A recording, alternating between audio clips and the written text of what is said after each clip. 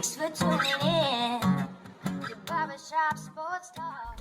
Yeah, I would completely agree with you with that. So lastly, Kenny, we got a fun, interesting topic to talk about. So I get a text a couple days ago. And Kenny's in the weeds. Kenny's not just focused on football. Kenny's focused on a little bit of the tabloids, the scandalous stuff.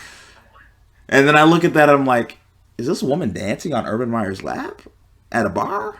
What's going on? They just lost the game. Kenny, explain the story to us. Well, it was not good to see Urban Meyer trending for that reason. But it's just another thing that he's got to deal with in the NFL.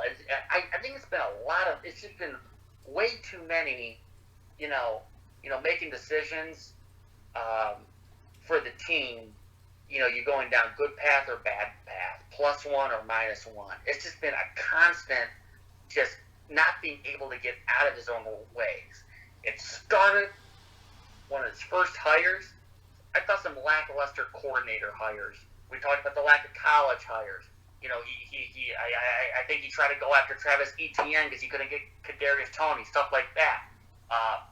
But I think about it from the player's perspective, and they see Urban Meyer, dancing at a bar after his team is now 0-4.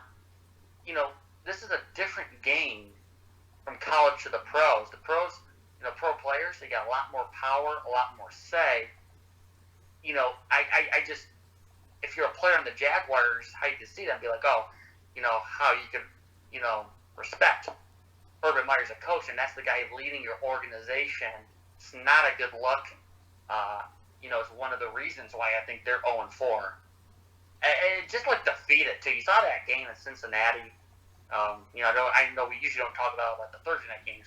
Just looks completely defeated after that loss, and they're 0-4. But you start looking at the players, and are the players really going to buy into him? And there's questions already with that.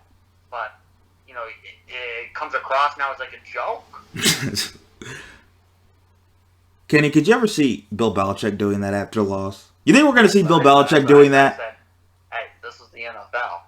I said, Kevin Stefanski and Sean McDermott are not doing that. No.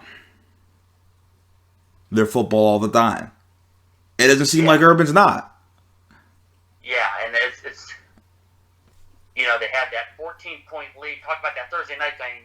Going to that Thursday night game, they had that 14-point lead that quickly dissipated, and they quickly collapsed in the second half against the Bengals.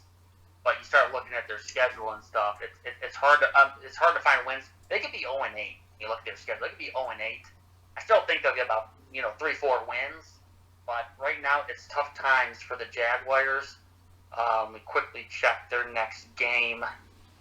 Their next game next week, they're home against the Titans, so divisional rival. But it's it's tough sledding right now, and there's not a lot of I don't think there's a lot of culture or development taking place, which is really what you want to see in year one. Now it's early, but the early signs, Daryl, they have not been good.